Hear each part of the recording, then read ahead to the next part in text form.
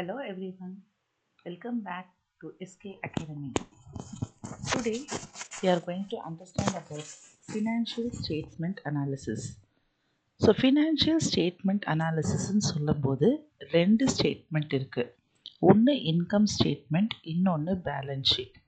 இந்த ஃபினான்ஷியல் ஸ்டேட்மெண்ட்டை அனலைஸ் பண்ணுறது மூலமாக ஒரு கம்பெனி அவங்க எந்த அளவுக்கு இப்போ அவங்களோட இதை இன்க்ரீஸ் பண்ணியிருக்காங்களா, டிக்ரீஸ் பண்ணியிருக்காங்களா அப்படிங்கிறது எல்லாமே அவங்களுடைய பெர்ஃபார்மன்ஸில் என்ன சேஞ்சஸ் இருக்குது, இது எல்லாமே அவங்களால பார்க்க முடியும். இந்த ஃபினான்ஷியல் ஸ்டேட்மெண்ட் அனாலிசிஸ்க்கு நிறைய டெக்னிக்ஸ் அண்ட் டூல்ஸ் இருக்குது. இன்றைக்கி நம்ம பார்க்க போகிறது கம்பேரிட்டிவ் அனாலிசிஸ். ஸோ கம்பேரிட்டிவ் அனாலிசிஸில் நம்ம இன்கம் ஸ்டேட்மெண்ட் கம்பேர் பண்ணலாம், பேலன்ஸ் ஷீட் கம்பேர் பண்ணலாம். கம்பேரிட்டிவ் அப்படின்னு நம்ம சொன்னாலே we are comparing any two or more things அப்படின்னு அர்த்தம். ஸோ இங்கே ரெண்டு அல்லது இன்னும் அதிகமான வருடங்களில் இருக்கிற பர்ஃபார்மன்ஸ், அதாவது எக்ஸ்பென்சஸ், அவங்களுடைய இன்கம் எல்லாமே கம்பேர் பண்ணி அது மூலமாக கம்பெனி இன்க்ரீஸ் பண்ணியிருக்காங்களா, டிக்ரீஸ் ஆகியிருக்கா, இல்லை ஏதாவது சேஞ்சஸ் இருக்கா, எந்த லெவலில் பிஸ்னஸ் இம்ப்ரூவ் ஆகியிருக்கா இல்லை டிக்ளைன் ஆகியிருக்கா அப்படிங்கிறத அவங்க கம்பேர் பண்ணி தெரிஞ்சுக்கிறதுக்காக யூஸ் பண்ணுறது தான் இந்த கம்பேரிட்டிவ் அனாலிசிஸ். ஸோ நம்ம இன்றைக்கி கம்பேரிட்டிவ் அனாலிசிஸில் இன்கம் ஸ்டேட்மெண்ட் பற்றி நம்ம இன்றைக்கி பார்க்க போகிறோம். Comparative analysis. ஓகே, ஸோ உங்களுக்கு டிஸ்பிளேயில் கொஸ்டின் தெரியும்னு நினைக்கிறேன். கொஸ்டின் பாருங்கள். Comparative analysis. The following are the income statements of Jeevan Limited for the year ending 31st December 2020 and 2021. So ஒரு ஜீவன் லிமிடெட்ங்கிற கம்பெனியோடைய 2020யும் 2021 ரெண்டு வருஷங்களுக்கு உண்டான இன்கம் அண்ட் எக்ஸ்பென்சஸ் கொடுத்துருக்காங்க. இதை வச்சு you are going to prepare a comparative income statement for the 2 years. நம்மள 2 வருஷத்துக்கு comparative income statement பண்ண சொல்லியிருக்காங்க. So first coming to the format எப்படி பண்ணணும். ஸோ ஜீவன் லிமிடெட் கம்பேரிட்டிவ் அனாலிசிஸ் போட்டுட்டோம். கொஸ்டினில் என்ன இயர் கொடுத்துருக்காங்களோ அந்த இயரை நம்ம இங்கே போடுறோம், 2020 அண்ட் 2021. இங்கே நீங்கள் ஒரு விஷயம் என்ன தெரிஞ்சுக்கணுன்னா, எப்பயுமே ப்ரீவியஸ் இயர் தான் ஃபஸ்ட்டு வரணும், கரண்ட் இயர் ரெண்டாவதாக வரணும். கொஸ்டின்லேயே மாற்றி கொடுத்துருந்தா கூட நீங்கள் போடும்போது அதை இப்படி தான் போடணும். அடுத்தது நம்ம பார்க்க போகிறது, அடுத்த காலம் is increase or decrease in 2021. So அது amount and percentage, absolute value and relative வேல்யூவில் நமக்கு என்ன அளவுக்கு இன்க்ரீஸ் ஆகிருக்கா, டிக்ரீஸ் ஆகிருக்கா அப்படிங்கிறத பார்க்கறது தான் இந்த காலம். ஓகேவா? ஸோ இப்போ நம்ம பார்க்கலாம்.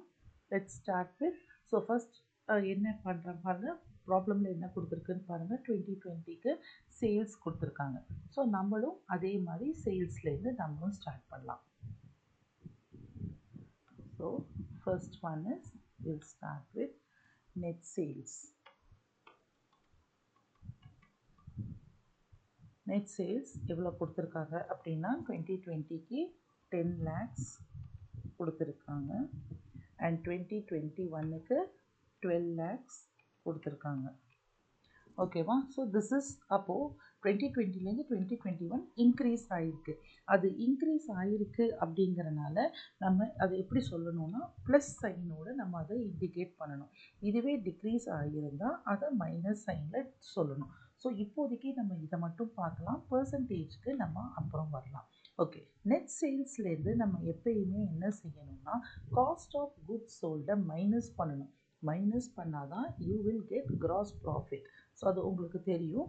ஸோ நெட் சேல்ஸ்லேருந்து we are reducing cost of goods sold.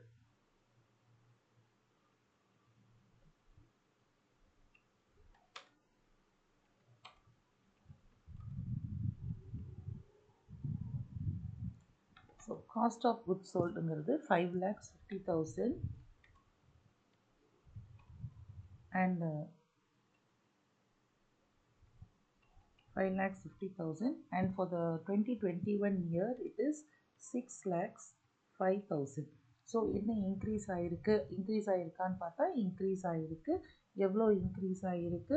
55,000 increase ஆகிருக்கு. ஸோ நீங்கள் போட்டு பார்த்தீங்கன்னா தெரியும். 6,05,000 minus 5,50,000 is 55,000. Okay, next, so இதுலேருந்து இதை மைனஸ் பண்ணும்போது you get gross profit. So நம்ம கண்டுபிடிச்ச இந்த gross profit-ஐ நம்ம ஏன்னு வச்சுக்கலாம். ஓகேவா? ஸோ 10 lakhs-லேருந்து 5,50,000 மைனஸ் பண்ணிங்கன்னா your answer will be 4,50,000. and in the same way இந்த இடத்துல உங்களுக்கு you will get here you will get 5,95,000. Okay, so same way gross profit increase ஆகிருக்கா, இதையும் மைனஸ் பண்ணணுங்கிறதுல இதையும் பாருங்கள், ரெண்டும் இன்க்ரீஸ் ஆகிருக்கானா இட் ஹேஸ் இன்க்ரீஸ். அப்போ நம்ம எவ்வளோ இன்க்ரீஸ் ஆகிருக்குன்னு பார்க்கும்போது 1,45,000 இன்க்ரீஸ் ஆகிருக்கு. ஓகே, நெக்ஸ்ட்டு என்ன சம்மில் கொடுத்துருக்காங்கன்னு பாருங்கள். சேல்ஸ் முடிச்சிட்டோம், காஸ்ட் ஆஃப் குட்ஸ் சோல்டு முடிச்சிட்டோம். இப்போ ஆப்ரேட்டிங் எக்ஸ்பென்சஸ்க்கு வரும். கிராஸ் ப்ராஃபிட்லேருந்து ஆப்ரேட்டிங் எக்ஸ்பென்சஸை நீங்கள் மைனஸ் பண்ணும்போது you will get the net profit. But நம்ம அந்த ஃபார்மேட் இல்லை. நம்ம இப்போ இங்கே அப்படியே நெக்ஸ்ட் இங்கே போட்டுடலாம். Operating expenses what is given இந்த கொஸ்டின் அப்படியே போட்டுக்கலாம். நம்ம லாஸ்ட்டாக அதை மைனஸ் பண்ணி கண்டுபிடிச்சிக்கலாம். ரைட், ஆப்ரேட்டிங் எக்ஸ்பென்சஸில் you have administration and selling expenses. சில சமயத்தில் இப்படி கிளப் பண்ணி கொடுத்துருவாங்க, சில சமயத்தில் தனித்தனியாக கொடுத்துருப்பாங்க. அப்படி தனித்தனியாக கொடுக்கும்போது நீங்கள் அட்மினிஸ்ட்ரேஷன் எக்ஸ்பென்சஸ் எல்லாத்தையுமே சேர்த்து எடுத்து போடணும். பிகாஸ் இது format. Okay, this is how you should present this financial statement. Okay, so it is given 80,000. Correct தானே? 80,000. ஆமாம். தென் for the next year it is 1 lakh.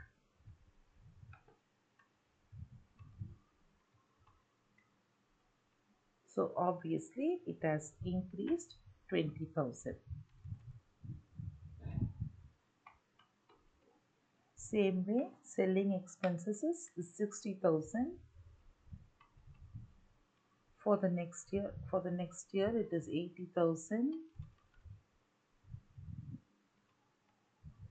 So this is also increased by 20,000.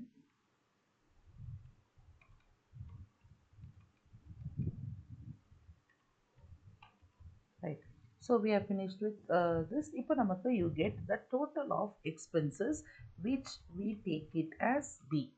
Okay, so gross ப்ராஃபிட்டை நம்ம ஏன்னு எடுத்த மாதிரி இப்போ நம்ம இந்த ரெண்டு எக்ஸ்பென்சஸையும் டோட்டல் பண்ணுறோம். அதை நம்ம டோட்டல் ஆஃப் எக்ஸ்பென்சஸ்ன்னு எடுத்துக்கிறோம், விச் இஸ் பின்னு நம்ம எடுத்துக்கிறோம். So 1,40,000 and this will be 1,80,000. Okay, so இதுவும் இன்க்ரீஸ் ஆகிருக்கான்னு பார்க்குறோம். ஆமாம், இன்க்ரீஸ் ஆகிருக்கு. ஸோ 1,40,000லேருந்து 1,80,000 ஆகிருக்கு. So this is also increase. This is shown as 40,000. Okay, so next பார்ப்போம். நெக்ஸ்ட் என்ன கொடுத்துருக்காங்கன்னு பாருங்கள். நான் ஆப்ரேட்டிங் எக்ஸ்பென்சஸ் கொடுத்துருக்காங்க. ஸோ இப்போ நமக்கு கிராஸ் ப்ராஃபிட் கிடச்சிருச்சு, ஆப்ரேட்டிங் எக்ஸ்பென்சஸ் கிடச்சிருச்சு.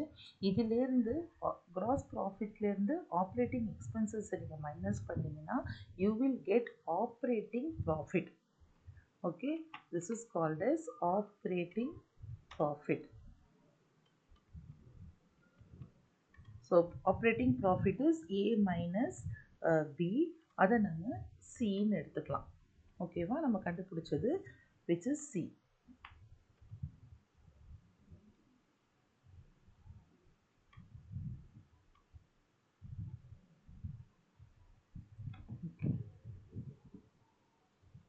ஸோ என்ன வருதுன்னு பாருங்கள். 4,50,000லேருந்து 1,40,000 மைனஸ் பண்ணிங்கன்னா your answer will be 3,10,000. Okay, நீங்கள் கால்குலேட் பண்ணிக்கோங்க. நான் இங்கே கால்குலேட் பண்ணி தான் போட்டுட்ருக்கேன். உங்களுக்கு நீங்கள் அங்கே எது பண்ணிங்கன்னா பார்த்துக்கோங்க. 5,95,000லேருந்து 1,80,000 மைனஸ் பண்ணிங்கன்னா you will get 4,15,000. So increase ஆகிருக்கா ஆப்ரேட்டிங் ப்ராஃபிட்? போன வருஷத்துக்கும் இந்த வருஷத்துக்கும் இன்க்ரீஸ் ஆகிருக்கா? ஸோ கண்டிப்பாக இன்க்ரீஸ் ஆகிருக்கு. எவ்வளோ இன்க்ரீஸ் ஆகிருக்குன்னு பார்த்தீங்கன்னா it is 1,05,000.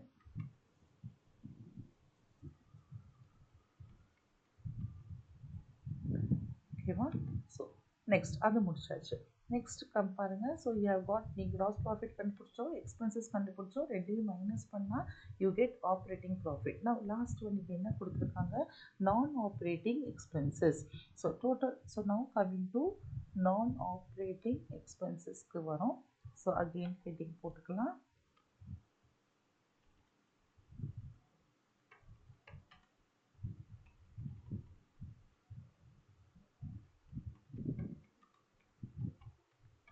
Operating expenses. So non operating expenses என்னெல்லாம் இருக்குதுன்னு பாருங்கள் ப்ராப்ளமில். ஸோ நான் ஆப்ரேட்டிங் இன்ட்ரெஸ்ட் இருக்குது, இன்கம் டேக்ஸ் இருக்குது. So 40,000, 50,000, this is 50,000 and 80,000. okay. So interest and income tax 40,000 and 50,000. So 2020க்கு 40,000 interest வந்திருக்கு, 2021க்கு 50,000 இன்ட்ரெஸ்ட் வந்திருக்கு, which is obviously an increase, and so we denoted it by plus. how much it has increased னு பார்த்தீங்கன்னா 10,000 increase ஆயிருக்கு. So அதை நம்ம போட்டாச்சு. So income tax for the year 2020 என்ன புக்கில் கொடுத்துருக்காங்கன்னா 50,000னு கொடுத்துருக்காங்க. நெக்ஸ்ட் ஃபார் 2021 it is 80,000னு கொடுத்துருக்காங்க. ஸோ அதுவும் 30,000 நமக்கு இன்க்ரீஸ் ஆகிருக்கு.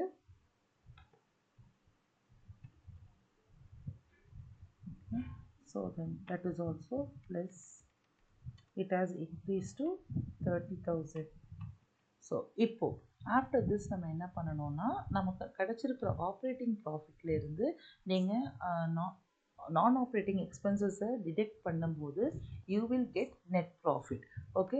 ஸோ அப்போ நம்ம இங்கே நம்ம டோட்டல் கண்டுபிடிக்கிறோம், total of non operating expenses கண்டுபிடிக்கிறோம், which is 40,000 plus 50,000, it makes 90,000.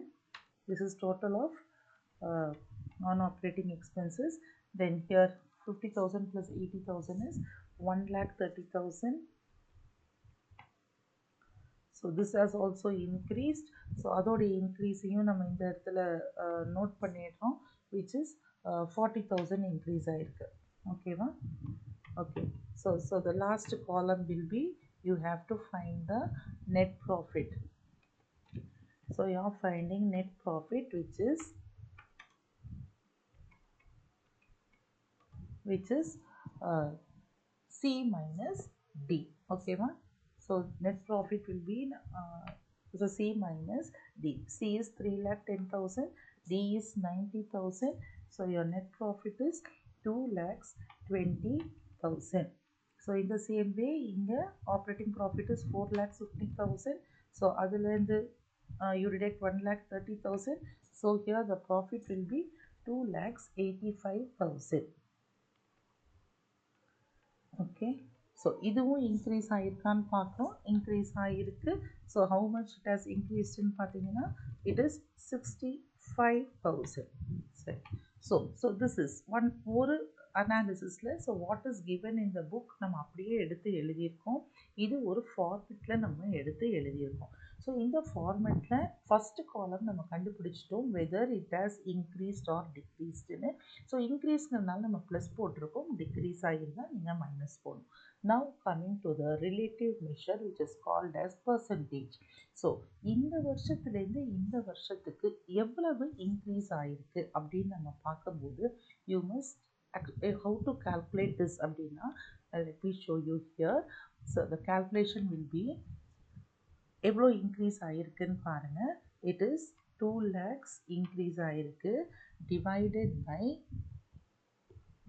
divided by base இயரில் அது எவ்வளவா இருக்குது, which is 10 lakhs. so this will be your calculation.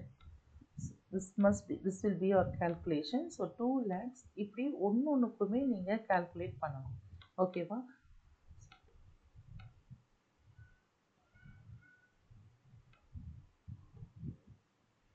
so this will be your calculation. அப்படி பார்த்தீங்கன்னா 2 lakhs divided by 10 lakhsனு போடும்போது உங்களுக்கு என்ன கிடைக்கும்னா 20 கிடைக்கும். ஸோ அகெயின் இது வந்து இன்க்ரீஸ் ஆகிருக்கு அப்படிங்கிறனால நம்ம இந்த இடத்துல +20ன்னு போடுறோம். இந்த சேம் வே அடுத்ததுக்கு வாங்க. 55,000 டிவைடட் பை 5 lakhs 55,000ன்னு போட்டிங்கன்னா உங்களுக்கு கிடைக்க போகிற answer will be 10. So 10 increase ஆகிருக்கு. So this will be +10. So again இங்கே பாருங்க, இப்போ இங்கே வரும்போது இது ரெண்டையும் சேர்த்து போட்டு ஆட் பண்ணிடாதீங்க. Here the increase is 1,45,000. The base year gross profit is 4,50,000. So ரெண்டையும் டிவைட் பண்ணும்போது your answer will be it has increased. எவ்வளோ இன்க்ரீஸ் ஆயிருக்குன்னா 32.22% இன்க்ரீஸ் ஆயிருக்கு. சேம் வே அட்மினிஸ்ட்ரேஷன் எக்ஸ்பென்சஸ் பார்த்தீங்கன்னா 20,000 divided by 80,000 and also it has increased, which is plus how much it has increased in பார்த்தீங்கன்னா 25. So I am doing the calculation here, but அது உங்களுக்கு தெரியல. நான் next time நான் ஒரு calculator இங்கே கொண்டு வரேன். இப்போது நீங்கள் போட்டு பார்த்துக்கோங்க நான் எப்படி கால்குலேட் பண்ணேன்னு. ஸோ எவ்வளவு இன்க்ரீஸ் ஆகிருக்கு divided by base year. So செல்லிங்கில் பார்த்தீங்கன்னா 20,000 டிவைடட் பை 60,000. ஓகேவா? ஸோ எவ்வளவுன்னு பாருங்கள். This is 33.33. Okay, now coming to total of expenses, and the total of expenses 40,000 increase ஆயிருக்கு divided by 1,40,000, which is again an increase plus 28.57. Okay, now coming to non-operating here operating profit வரும். This is also increased. So 1,05,000 divided by 3,10,000, which is 33.87. Okay, now coming to interest, 10,000 divided by 40,000, which is an increase of 25. So income tax has also increased, which is 60. So total 40,000 divided by 90,000, this has also increased, which is எவ்வளோ increase ஆகிருக்கு அப்படின்னு பார்த்தீங்கன்னா 44.44. Okay, so now last net profitக்கு நம்ம வரோம். So net profit has also increased. எவ்வளோ increase ஆகிருக்கு அப்படின்னா 29.55. So இதுதான் income comparative income statement. So புக்கில் கொடுத்துருக்கிறதையே இந்த ஃபார்மேட்டில் எழுதுகிறோம். என்ன format? Net sales minus cost of goods சோல்டுங்கிறது கிராஸ் ப்ராஃபிட். கிராஸ் ப்ராஃபிட்லேருந்து ஆப்ரேட்டிங் எக்ஸ்பென்சஸை மைனஸ் பண்ணிங்கன்னா you will get operating profit. Operating ப்ராஃபிட்லேருந்து நான் ஆப்ரேட்டிங் எக்ஸ்பென்சஸை மைனஸ் பண்ணிங்கன்னா you will get net profit. இப்போ இதே இடத்துல நான் ஆப்ரேட்டிங் இன்கம் கொடுத்துருந்தாங்கன்னா அதை நீங்கள் ஆட் பண்ணணும். அப்போ நெட் ப்ராஃபிட் கண்டுபிடிக்கிறதுக்கு முன்னாடி அதை ஆட் பண்ணணும். Then you will get net profit. இதில் இன்க்ரீஸ் ஆகுதுன்னா ப்ளஸ் போட்டு எழுதணும், டிக்ரீஸ் ஆகுதுன்னா மைனஸ் போட்டு எழுதணும். அப்போ இங்கே மைனஸ் போட்டிங்க, for example cost of goods sold minus போட்டிங்கன்னா 2,55,000 நீங்கள் மைனஸ் பண்ணி அந்த ஆன்சர் எழுதுகிற மாதிரி இருக்கும். Okay, so next we are coming to percentage also. Percentage is calculated by taking this value divided by the base value. இதுதான் percentage calculation. So இப்போ இதுலேருந்து நம்ம பார்த்துட்டு now you should say நம்ம கமெண்ட் கொடுக்கணும். how far the company எப்படி increase ஆகிருக்கா degrees ஆகிருக்கா அப்படின்னு பார்க்கும்போது கம்பெனியோடைய growth நல்லா இருக்குது. எப்படி நல்லா இருக்குது? எல்லா எக்ஸ்பென்சஸுமே இன்க்ரீஸ் ஆகியிருந்தாலும் கிராஸ் ப்ராஃபிட் கூடி இருக்குது, நெட் ப்ராஃபிட்டும் கூடி இருக்குது. ஓகேவா? ஸோ அதை வச்சு நம்ம பார்க்கலாம் the company's growth is good. Right? Thank you.